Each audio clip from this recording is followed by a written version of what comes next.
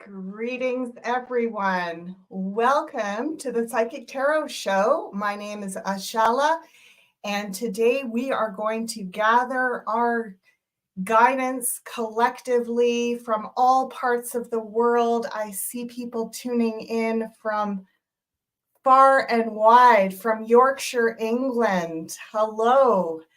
From New York, greetings. Hi, Cat. Laura.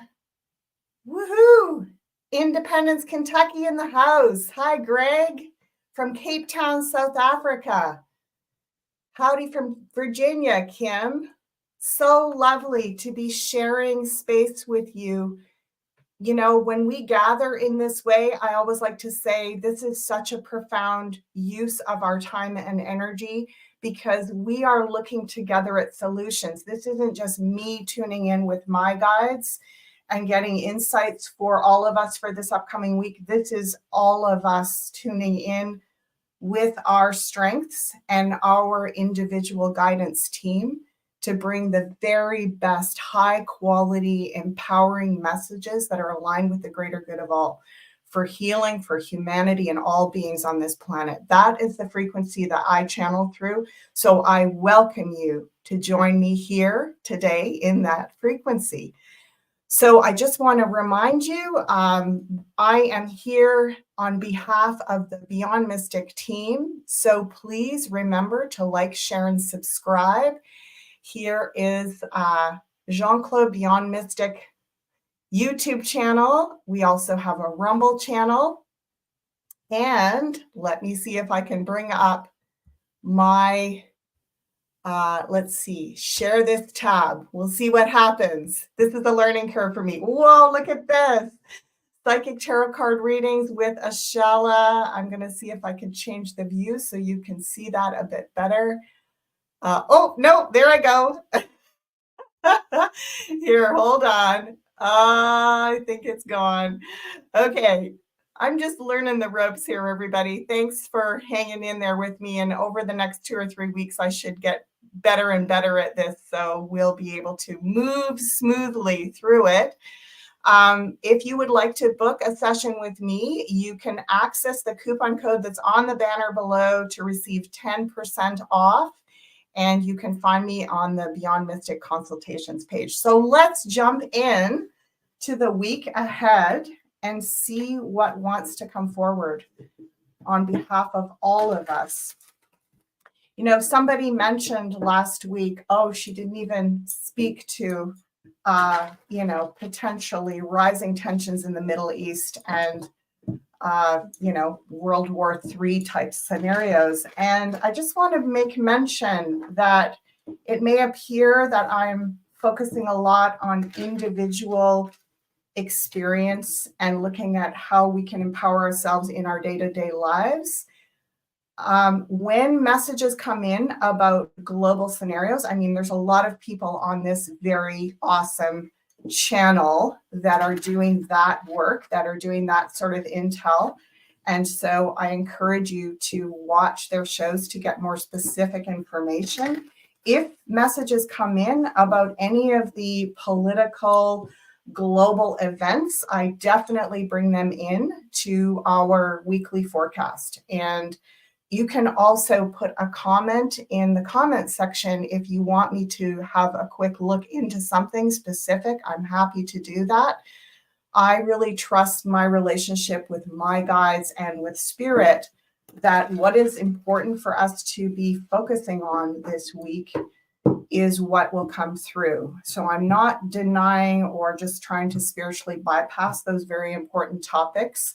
I was saying to Coco yesterday when I was on her show, gosh, you know, if you want me to start talking about the Middle East, I could talk for hours about the historical research I've done, metaphysical research I've done over decades. And so I'm not just flying over these really significant topics, but when they come up and when spirit brings them to our attention in the reading, I will definitely look at them. So here we go. I have shuffled the cards, got my new camera installed today. Let's see how it looks. All right, here we are. We are showing up as the Fool. I'm going to put the change the view so you can see this a little better. There we go. So we're showing up as fools. Now, fools can be really positive because it means that we're letting go of our inhibitions. We're literally moving into trust, into almost free falling, and we'll see what's around this fool, whether that is going to do good for us this week or if we want to be a little bit cautious. So the next card in Taurus, and these cards go into each house of the zodiac because each house represents an area of our lives. So I speak about this. Taurus is about, as you've heard from Meg Moonbeam, Taurus is about money. It's about resources, material things, security, pleasure and luxury and things of that nature. Six of Pentacles is an excellent finance card. It is about balancing the books. So it could even be that this is a good week to, go back into the books, your own budget, redoing that, and seeing what you can free up to liberate more of your energy towards moving into the realm of higher consciousness and the best version of yourself, your best timeline. So right now, that Fool is well supported with the Six of Pentacles. Let's go to the next house, Gemini, ideas, thoughts, communication. Wow. Things are springing into action in our brains. Our brains are waking up. A lot of people have been talking this last little bit about feeling really sluggish and tired and foggy, brain fog. And this week, we may see a clear revelation in our ability to think clearly. And we want to use that not to go down deeper into rabbit holes that make us feel, I want to say, compromised or challenged or anxious. We want to use that brain power to activate or promote some new idea, some new project. It's the energy of springtime. We're literally springing into action with some amazing ideas and thoughts, catalyzing. Love it. Okay, in the house of Cancer, which is our sort of like our security blanket in a way. It's where we go for sanctuary. It is the place where we feel safe. It's kind of like home base, home and family. And we have a very deep, deep emotional card there. We have the King of Cups. So this is, I want to say with that Fool in the first house, we want to just be very aware of not going too introverted this week. We want to definitely have some time and space to be alone with our thoughts and our feelings, especially, but not dwelling too much in that. Okay, here we go into Leo, which is, I want to say Leo is a lot about creativity, about fun and playfulness. It's about friends, especially things to do with socializing and social activities. Now, this is a fairly serious card here. So it almost is as though we want to utilize, remember I was saying, utilize the brain power to really get activated around maybe some new ideas of what you're going to do around projects or working with money differently. And this is also saying, when we are connecting with people this week, there's a playfulness, but there's something kind of serious going on at the same time. There's something, it's like they're saying it's like we're laying the tracks for new opportunities. So we don't want to just go off into playful la la land. So this Fool being really whimsical and open. And I know when I was driving into the office this morning, both myself and my daughter are doing some different things individually this weekend, having some really exciting adventures planned. And the energy felt really activated, like kind of off the charts, almost like that teenage wild energy feeling. And this feels like there's a lot of subtle grounding to the excitement. There's excitement in the air, folks. We're feeling something. We're feeling like we're on the edge of something. even if you don't socialize much or go out, you might just be feeling really antsy this week and this weekend and going into that Scorpio full moon. So what they're saying is use the time wisely to, yeah, you want to get creative and inspired and enjoy having some clarity of mind and some energy. However, you want to use that to some greater purpose. And I'm not really sure what that is, but hopefully we'll get more insight. Oh, wow. So look at this in the house of Virgo, which is about our, our lifestyle, our daily life, health, and habits. So interesting. I'm just going to move this camera a wee bit so you can see it better. There we go. So interesting that I was seeing, maybe having some time alone. And this is also having time alone this week.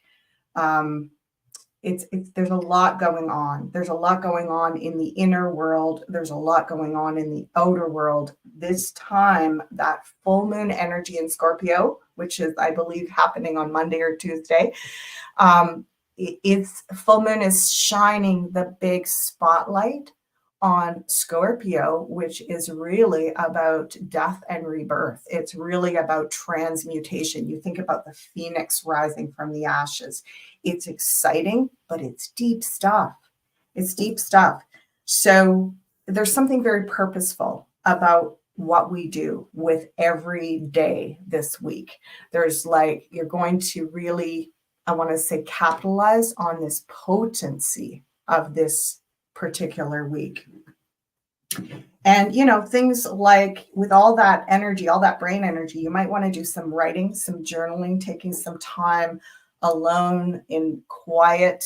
I'm hearing reducing noise pollution and getting a little bit of, when I said that, there was a big bang in the building I'm in, getting a little bit of peace and quiet, solitude in nature, if possible. All of us have been promoting that. I always promote time in nature, but as I said before, there's times where it really, really serves us.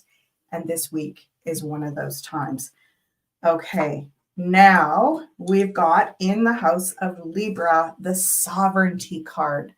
So this Libra is also the place of, again, accounting, balancing the books. There's something about karmic justice and sovereignty. We've got Hermit is the number 9. We've got the 9 of Pentacles beside it here in the house of kind of karma and balancing the scales of justice karmically. So sovereignty starts with the self, right? We want to be treated as sovereign, natural humans. We want to not be part of these big, global elite cabal corporations, right? We want to be our own sovereign beings, and yet we maybe don't quite know what that is. We don't know quite how to treat ourselves like we act like we're sovereign beings. We still are running a lot of subconscious programming. This Scorpio full moon this week, we're going to get a clearer inner view of that, a clearer inner standing of that. And we're going to feel ready to really identify as sovereign people. So when we can do it within ourselves and treat ourselves with that kind of sovereign dignity, then it begins the process of drawing that reflection in the outer world to you. Okay, we're at halftime here, and I want to take a moment to go back and mention, of course, we showed here, I'm going to, let's see, share the screen. Oh, sorry about this, folks. There, and then I think I can go over here, but I'm not sure. Let me try one more thing. There we go.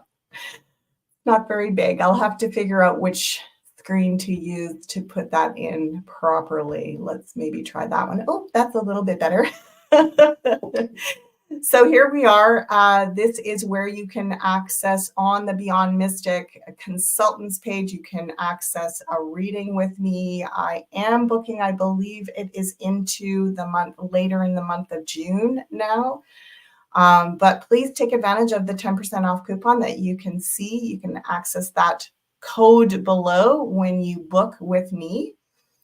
And also the Beyond Mystic YouTube channel and Rumble channel. Please like, share, subscribe, and share your comments.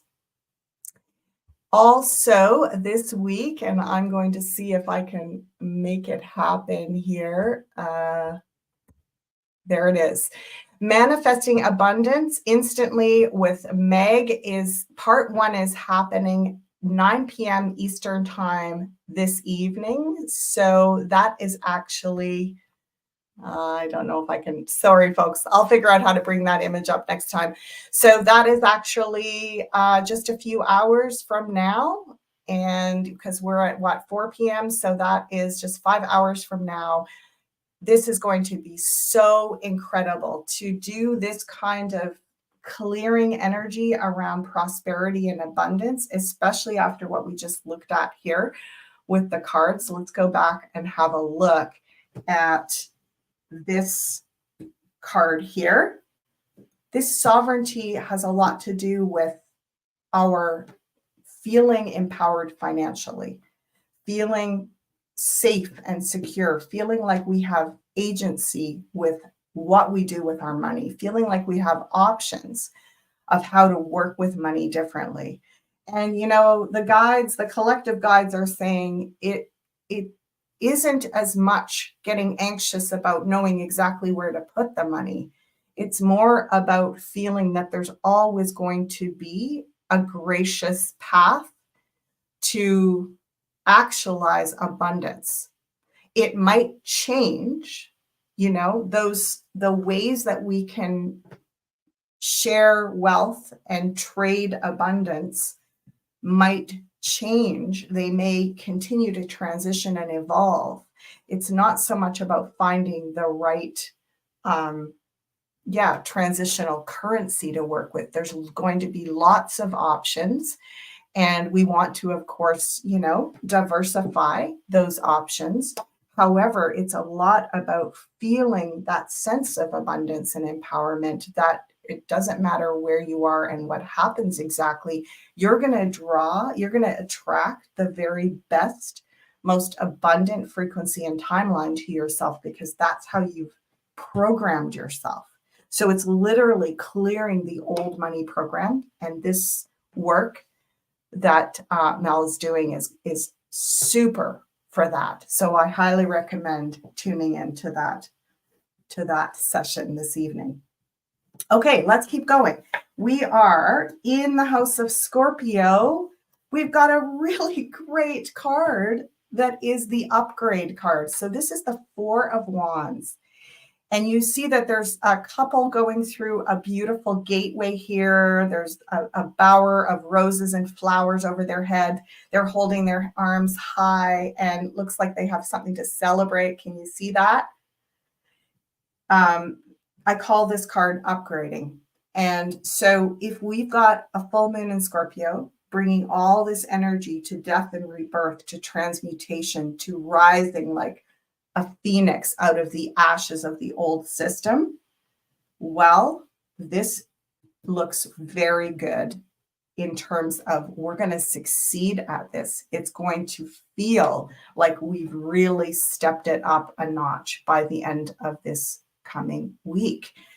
And particularly around feeling financially abundant and sovereign autonomous. So these are big karmic clearings. You see this card in Leo has to do with the karma of, you know, the ego. Leo has a lot to do with our egos as well. And this is clearing a space in your ego where you can attract a better version of reality. So that looks awesome. And in Sagittarius, Sagittarius is the expansive. We had all that Jupiter-Uranus conjunct energy this last week, and that continues. However, this particular week has us taking a little pause. So, you know, even in an expansion cycle, we need to pace ourselves. We need to have an exhale. We can't just be taking more in and more in and more in and more in and not releasing anything. So there is something. We've got these 2 4s together here. We are looking for balance and stability. And so, like I said, there's going to feel like there's a lot of mental activation, mental clearing, less brain fog, more energy in our minds. However, if we push the pedal to the metal and overwork that, it could actually take us back a few paces. So we want to be very, I want to say again, very precise about what we do with that mind energy. This is a golden opportunity. This week is a golden opportunity. We don't need to rush. Rushing is not going to guarantee that we get more done. It just leaves us more open to trip and fall. So take it slow this week, folks, even though your energy is activated and your mind is clear and you're like, I got to make the most of this. Okay. Oh boy. Wow. All right. So now we are looking at the highest house here is Capricorn. And it is really a lot about our collective karma.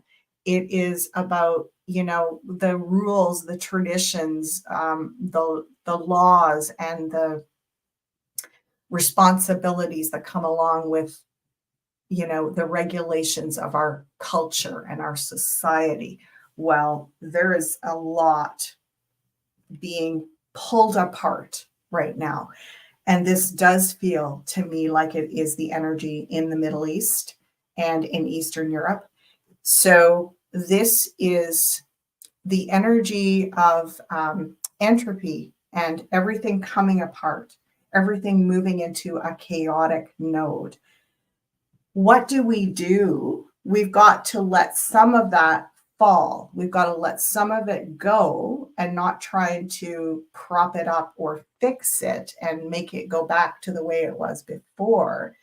We want to let some of it go to clear, but we want to already be sending our thoughts, our words, our intentions, our prayers into what the future looks like in that area of the world. So if you're still in the mindset where you're like, I just want that to go away, like I just want that area to like clean up its mess and like stop being such a big problem on this planet. Well, you're missing the, I want to say, the invitation. We all came here to work on healing this area. And I'm just going to, as Coco said yesterday, I'm going to drop the mic here for a sec, because my sense about the Middle East is that, you know, we most of you are aware that we go through these cycles, long cycles of 12,000 years.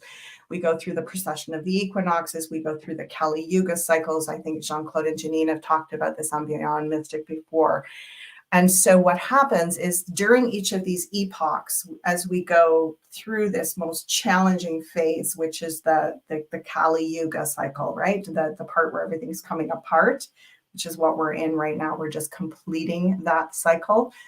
Well, we always end up coming back to the last version of that cycle. And what was up? What was happening? Well, it was the same game. Different players, slightly different script, but very similar game around, you know, developing high technology and power dominant models of control and manipulation, creating artificial, realities and all of that sort of thing, designed to basically wrestle power away from God or the creator and try to create, an artificial human-made alternative to reality. So the Middle East has been a place where the last time, maybe the last 2 or 3 times that Kali Yuga cycle went awry, the technology got developed and then it got abandoned because we moved into the next phase. So the goal often is to go back and revive the technologies that are buried in these places, because this has happened, something similar to this has happened before. So there's a big rush to get back there and go, okay, we've developed our tech awareness so we can actually maybe, hijack some of that technology and utilize it again. So this is part of why these energy portals, or this region of the world, is where that technology has been just sort of laying,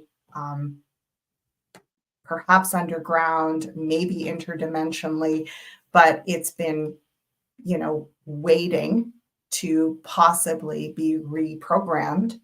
And of course, we have a lot of, the light beings, the light workers that are doing everything to make sure that that doesn't take place.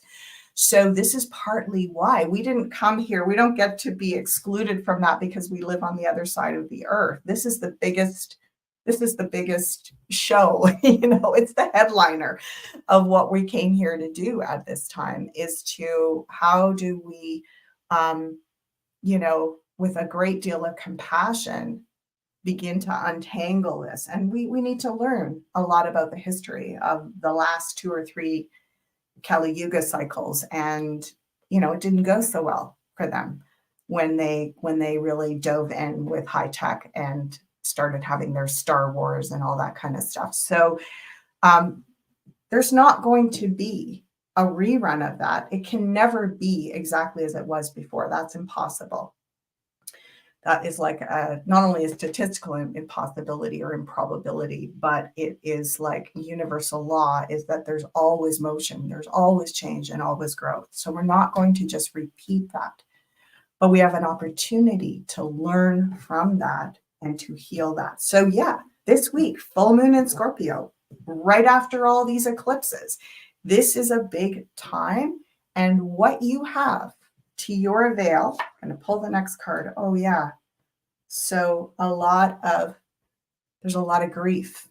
There's been a lot of tragedy that's happened, not only in that part of the world, but related to that idea of getting to this point and everything coming apart. There's a lot of fear around this juncture that we're at. But we are, in a way, the light warriors that have all this potent inner technology with our thoughts, these ideas that when you meditate, when you pray, when you visualize healing and peace, and when you blanket the earth with that healing energy, you are outshining all of that dark force. And literally every moment that you spend in that frequency, in that thought realm, and especially when you share that with others. So I want to say, if you are gathering with 1 or more people, whenever 2 or more of you are gathered in the name of peace and healing, this is a very, very potent week to have those prayers felt, not only in your little circle, in your little community, the whole planet, and even the whole solar system, universe, and galaxy. So, go big, folks. Go big. Like, lay it out there. Lay it out. This is the time we've been waiting for. Look at that. We end the week with the Tower in the house of Pisces. The deep subconscious is awakened. This is like we are literally remembering. We are remembering a lot of what's happened in the past. And the guides are saying, please dig deep into your I want to say your courage, your truth, your sovereign version of reality, and bring the very best medicine of your prayers, your intentions to blanket our earth with healing. And if you can do this with one other person, like-minded person this week, amazing. It's like exponentially increases the power. If you can do it with a small group of people this week with a prayer circle, even more powerful. So this is a powerful week, no doubt about it. I'm going to end off today's live with another oracle deck. This is called the Light Workers Oracle. There's what it looks like. I just pulled out my little tickle trunk with all my different oracle decks in it. I'm going to put a different one in the middle each week. So this is Alana Fairchild, the Lightworker Oracle. I've had this deck for a real long time. And I'm just going to shuffle it a bit and see what energy shows up at the center for all of us. You can watch me shuffling here. I'm going to go over and have a quick look at your comments. Yeah. Enjoyed you and Coco yesterday. Aw, thank you so much, Blue Star 777 from Reno. Savage on paper. Woohoo! I love that. Yeah. Yorkshire, England, Aberdeen, Washington. Lovely. Beautiful to see you. I feel like people are a little shy in commenting. Maybe it's because they don't want to see me squinting my eyes. I'm going to figure out how to have my my reading glasses. Maybe I have to put them on a little strap around my neck so that I can put them up and look over there. Oh, so much learning. Never stop learning and never stop laughing at learning. We've got to be able to laugh at ourselves. That's part of that Fool energy. Okay, I'm going to lay that deck in the center, divide it into 3 piles. Let's see here with my left hand, like so. And I'm going to choose this pile to go on the top. Alrighty. And then we turn it over, and the card for the culmination of this week. 1111 messages in the numbers. Look at this. Can you read that? 1111 messages in the numbers. Okay, so let's just quickly take a glance at the numbers that we've got here in the tarot this week. When we have 2 of a kind, I like to say we're working on mastery. So when you see 11s, like the number 11 or 22 or 33, we call those master numbers. And that is basically where you're learning, you're mastering the frequency of that number. So we have in this spread 2 4s. So we're mastering the energy of 4, and 4 is about stability. It is about groundedness. It is about structure. So stabilizing through all of this deep, deep energy, you know, it feels like we're coming apart at the seams. That's all that entropic dissolution energy that's around us. And yet we are coming together in a greater version of ourselves, and we sense that.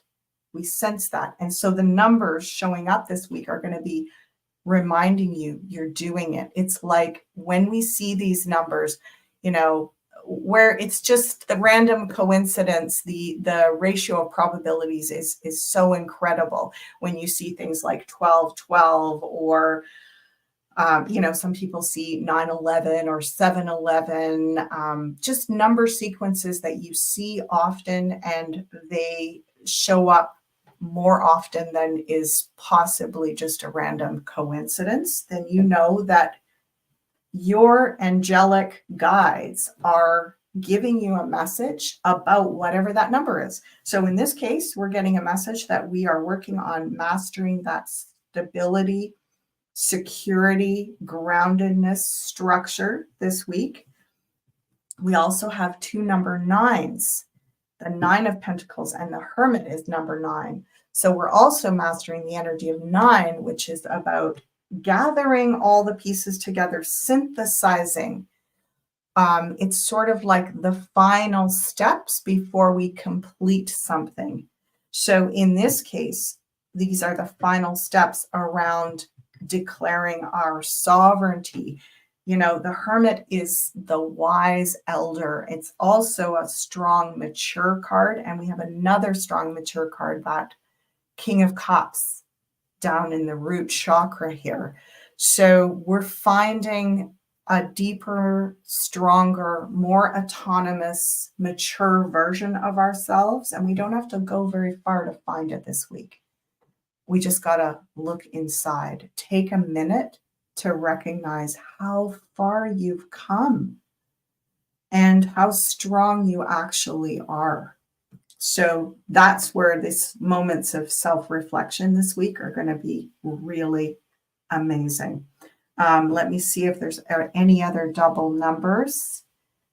Doesn't look like we have any other double numbers. So, and no triple numbers this week. But keep your eye on the numbers and use that visualization. Use when you see numbers on a clock or on your phone or whatever, use that as a message from Spirit to show you, to validate what it is that you're doing. Please have a beautiful week. Use these moments of clarity and energy and upgrading your consciousness, your frequency. Use them very, very wisely, and you're going to get a lot of mileage out of your life this week. Goodbye, everyone. Goodbye, Ricky, Frederick. So lovely to see you. I look forward to connecting with you here again next week, and hopefully I'll be a bit better at moving my screen in and out. So again, reminding you, if you would like to book a session with me, you can find me on the Beyond Mystic Consultants page. There's a link to that below. Use the code that's in the banner. And please like, share, and subscribe on both the Beyond Mystic YouTube and Rumble channel. And check out that awesome workshop part 1 this evening with Mel. Have a beautiful week, everyone. Bye for now.